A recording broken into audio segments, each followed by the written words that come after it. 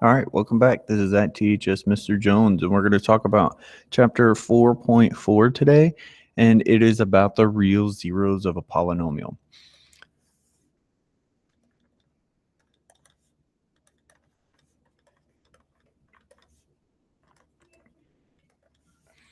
Okay, we have talked about synthetic division, and that is going to be a big factor today in 4.4. So the first thing I want to talk about is called the remainder theorem.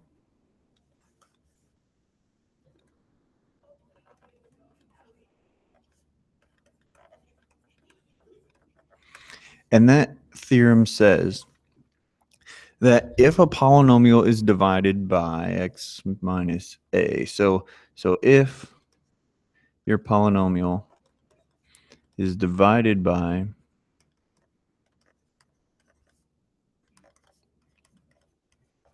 x minus a, and we can use synthetic division for this, then the remainder, which we'll say is r, okay, so it's divided by x minus a, then the remainder r equals p of a. Okay, so if I were to take this is my factor here. If I were to take the zero of this, which would just be a, and plug it into your polynomial, whatever you get, that's going to be the remainder. Okay, and that will be very helpful in finding the zeros. Okay, so synthetic division is a fast way of plugging in a number and figuring out what it is. Okay, we also have what's called the factor theorem.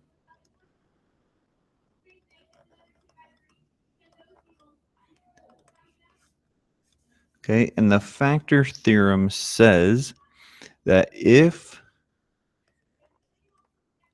p of a equals 0, okay, so if I've plugged in my number and I get out 0, 0 being my remainder, then x minus a is a factor.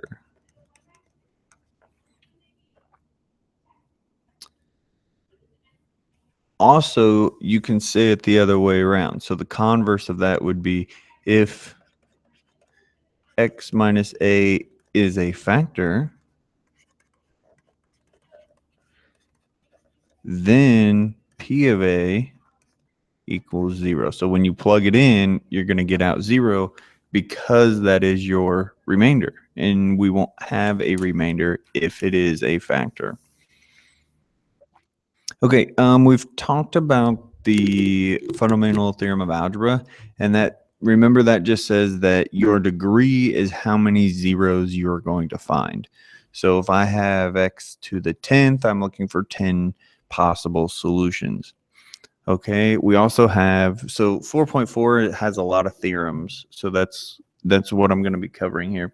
So the next thing is the rational zero theorem.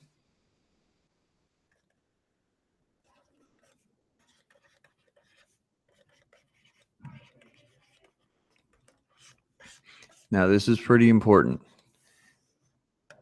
This is going to help us a ton on finding our factors. So if you have a polynomial, okay, and we're going to say I have this polynomial p of x equals, excuse me,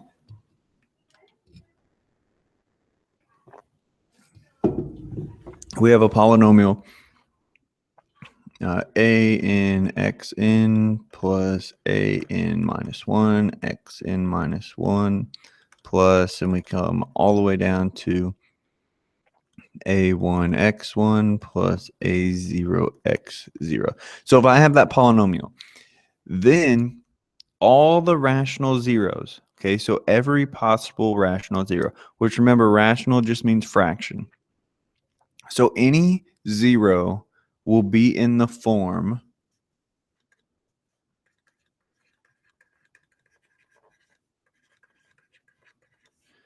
factors of A0 over factors of AN. Okay, so, and it will be plus minus of all those. So plus minus. So you take your factors of the last one, factors over this one. I often call this P's over Q's because depending on what author you're reading, these are P's and Q's. Okay, so we could do factors of P over factors of Q as well. Okay, so you'll just list out all those factors and go from there. So for example, if I have the polynomial, let's say P of X equals X to the fourth minus X to the third minus 5X squared minus X minus 6. So our possible zeros, okay, our possible zeros equal the factors of these. So the factors of 6 are plus minus 1, plus minus 2, plus minus 3, plus minus 6 over the factors of 1, which are plus minus 1. Okay, so I can rewrite that, and it's over 1, so these are my possible factors. Okay, and then I will use those and figure out which one gives me 0. So is P of 1 0? Is P of negative 1 0? P of 2 0? P of negative 2 0? P of 3? P of negative 3? P of 6? P of negative 6? And I will test to see if each one of those gives me 0 or not.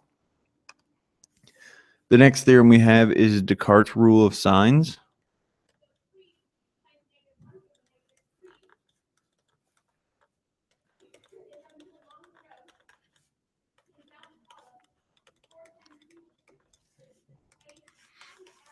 And this will help us figure out what zeros we are looking at. Okay, so again, if you have your polynomial,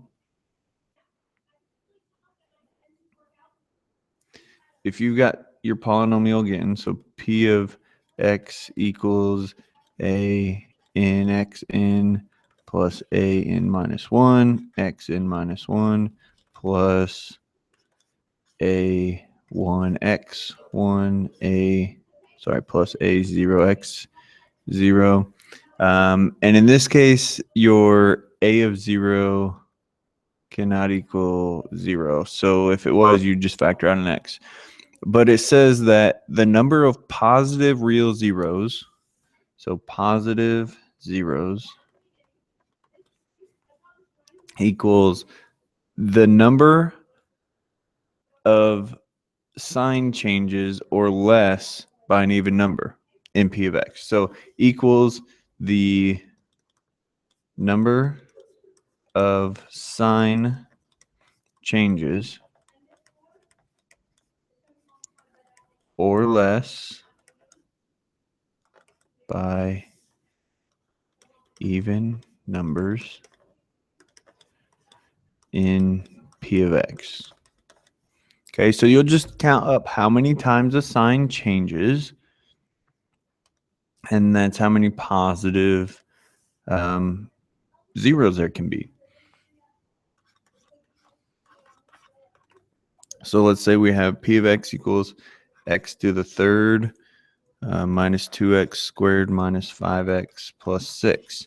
So that is 1, 2 sign changes. So there are 2 or 0 positive zeros. Now, the negative zeros is similar. So negative zeros equals the number of sign changes or less by even numbers in P of negative X.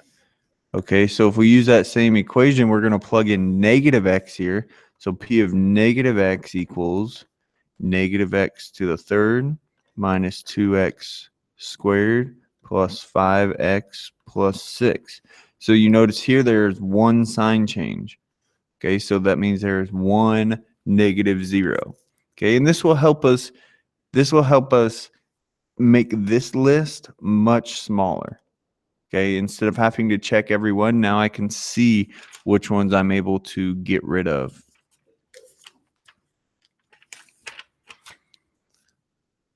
And the last thing here is called the upper and lower bound rules.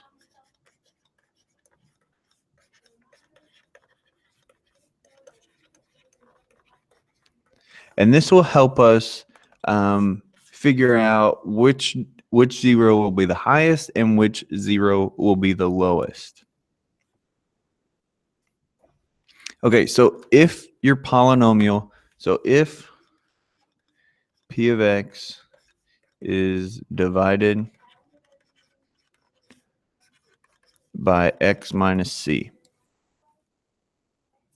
okay, and you're using synthetic division, number one, if c is bigger than 0, and each number on the bottom row is either positive or 0, c is an upper bound, meaning there are no zeros higher than that. So if c is greater than 0 and the bottom row is positive or 0, then c is an upper bound. Nothing higher. Okay, that's your maximum. That's the top 0 that you have. So number 2, if c is less than 0 and the numbers in the bottom alternate positive, negative, and the bottom row alternates positive, negative, and a 0 is positive or negative. 0 is positive and negative, whichever one you need. Then c is a lower bound.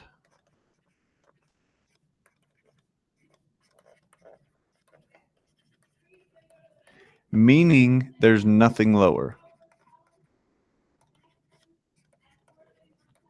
So if you find a lower bound, then you need to try some numbers higher than that number to see where those zeros are.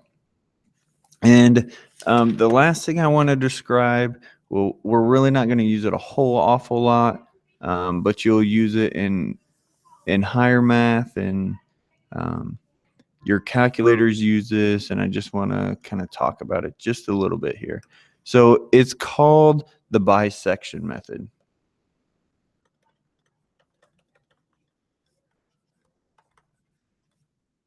It's the bisection method of finding zeros. So let's say here I have some curve.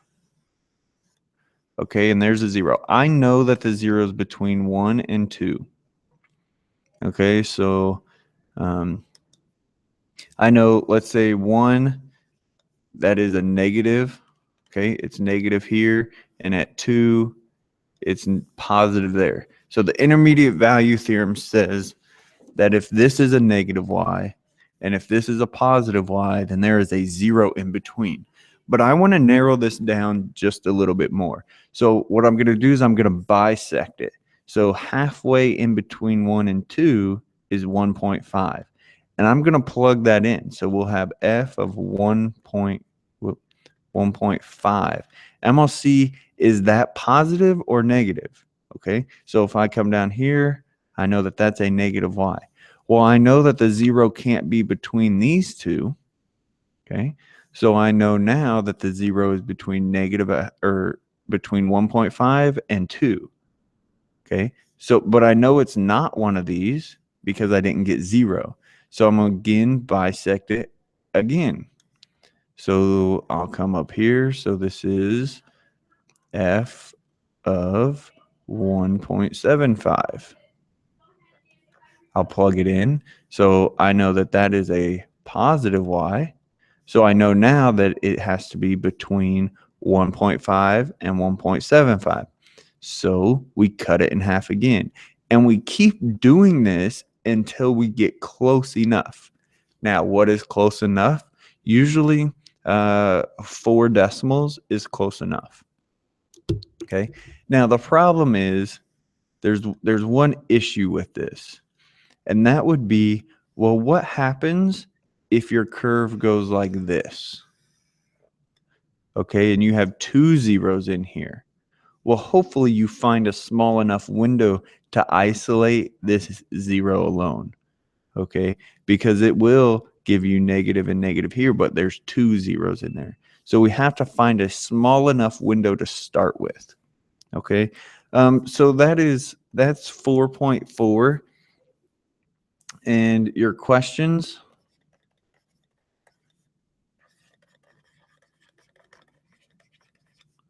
Number 1 and number 2.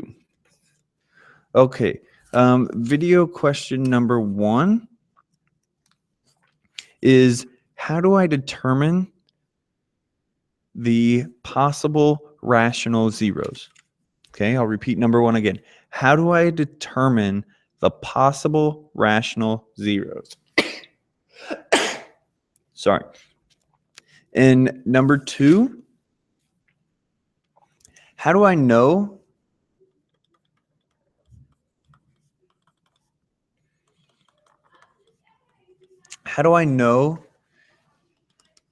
if a factor is a 0? How do I know if a factor is a 0? And then we have our suggested problems. And our suggested problems start on page 432, numbers 5, 15,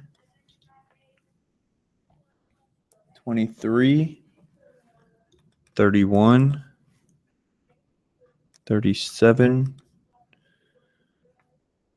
50 or 49, 55, 59, 65, 69, 73. Word problem there. Might want to take a look at it. And again, I like doing the true false. So let's do 81 through 84. Those are true false questions there. Again, if you have any questions, please let me know. I'd be happy to answer them. As always, this is at THS Mr. Jones signing off.